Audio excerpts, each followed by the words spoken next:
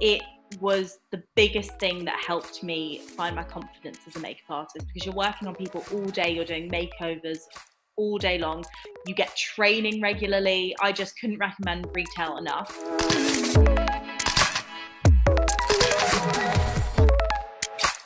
Welcome to House of Influence. I am Charlotte Day, and today I'm joined by a woman who has been described by Vogue as having magical hands, makeup artist to the stars, with clients such as Chanel, La Mer. The list truly goes on and on. It is the one and only Zara Kaplan. Hi, babe. Hello. I am good. How are you? Thank you so much for joining me today. Thank you for having me. Yeah, no, I'm really excited.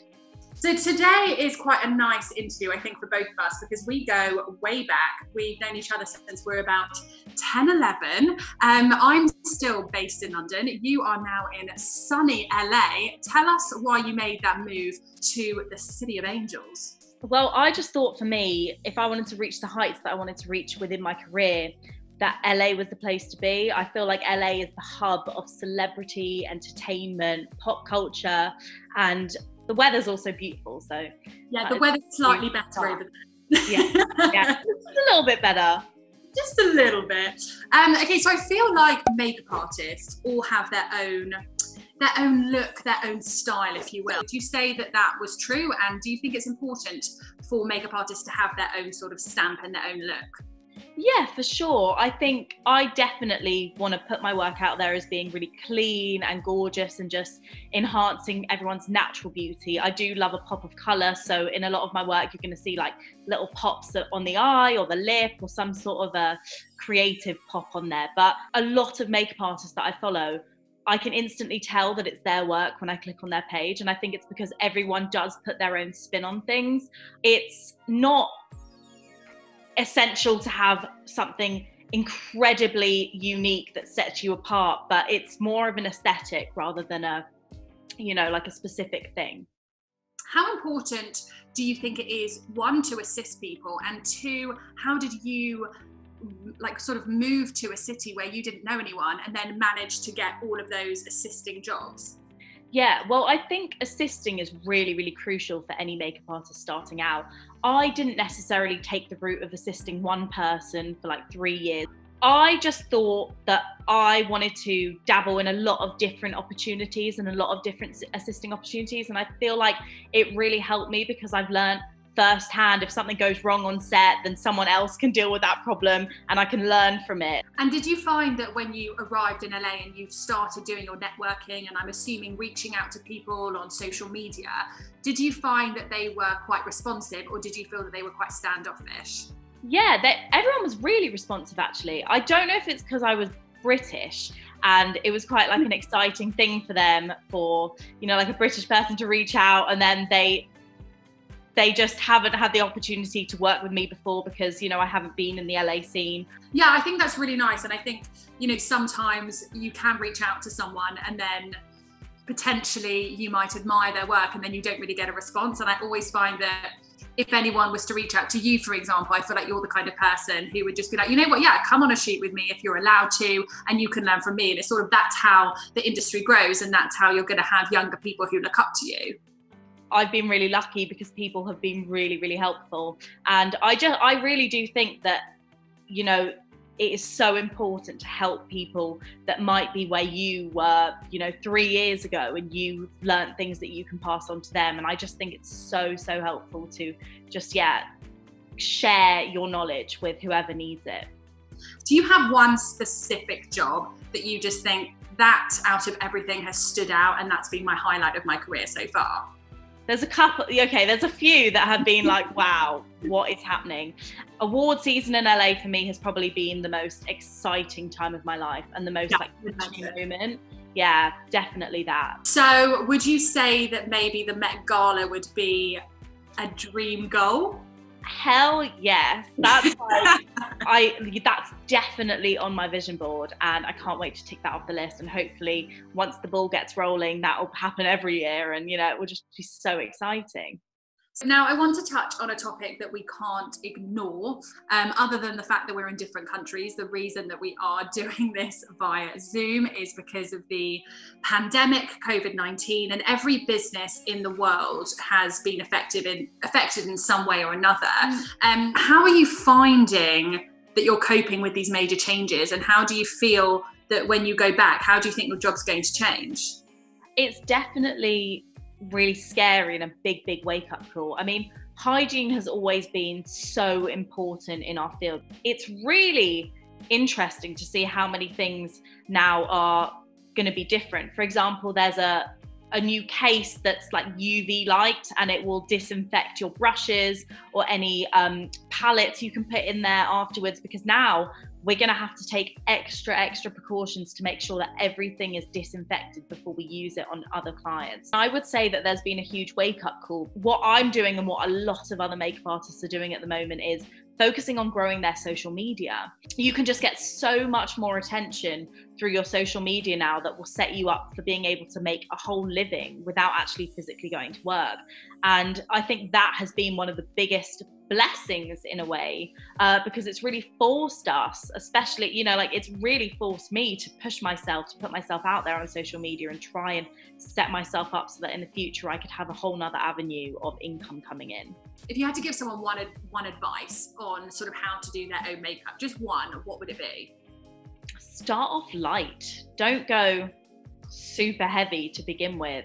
You know, it's way easier to add more than to take off makeup. So 100% start off light, and then if you like where you're going with the look, then add more.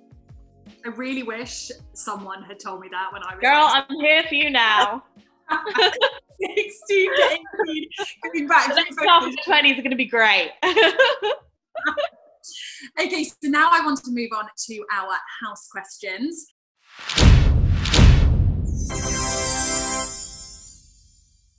Question number 1. What 3 things does anyone starting in your industry need to know? If you're starting out as a makeup artist, you should get a job in retail, makeup retail. It was the biggest thing that helped me find my confidence as a makeup artist, because you're working on people all day, you're doing makeovers all day long. You're also being introduced to so many different skincare makeup brands, and you get training regularly. I just couldn't recommend retail enough. Test shooting, never stop test shooting. Every weekend, get yourself in a team and collaborate with people that you like the work of. And also assisting, reach out to your favorite agencies who you admire their artists and get on their books, on their assisting rosters, and just start learning. The more you learn from people that are ahead of you, you know, the faster you will grow as an artist. Good advice. I like it. Okay. So, question number 2. What would you do differently if you were starting again from scratch? I really, as cliche as this sounds, and I don't want to sound like a twat, but I really wouldn't do anything differently. I think that every single thing you do takes you to where you are now. And I think that if I had done something differently, I probably wouldn't be living in LA. And that was, you know, my dream. So yeah, I think every mistake you make, you learn from it. So I think that it would be really silly if I would say that I wanted to do something different.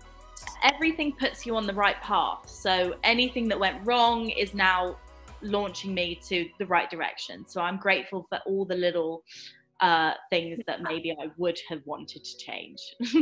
Okay, question number 3. What are your top 3 keys to success? I'm a huge believer in the law of attraction. Every single thing that I've ever wanted that has come true is because I could see it very clearly in my mind, and I just believed with every ounce of my being that it would happen. I think patience as well. No one ever had an overnight success in a day. It takes 10 years to get an overnight success. So count every little win as a big win, you know, like really appreciate every single thing that happens that goes right. Know your worth. Don't undersell yourself when you're negotiating your rates, even if you're starting out. Like really hold your ground and know your worth as an artist. Okay, question number 4. Who are your top 3 influencers that you follow?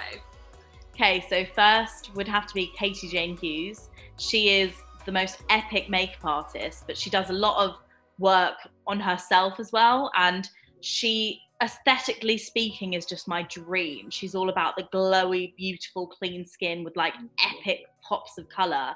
Highly, highly recommend anyone to follow her. I think 99% of the makeup industry follow her because she's just bloody cool. Secondly would be a really close friend of mine, actually, Harry Makes It Up. She is just the biggest boss ever, and she is teaching makeup artists at the moment how to succeed in the digital age, because obviously we're, like I said before, we've all had a huge wake-up call that our day-to-day job is not enough and you just have to be doing stuff online in order to put yourself out there. So she's just epic for all things business, and she wants to help makeup artists, so she's really inspirational.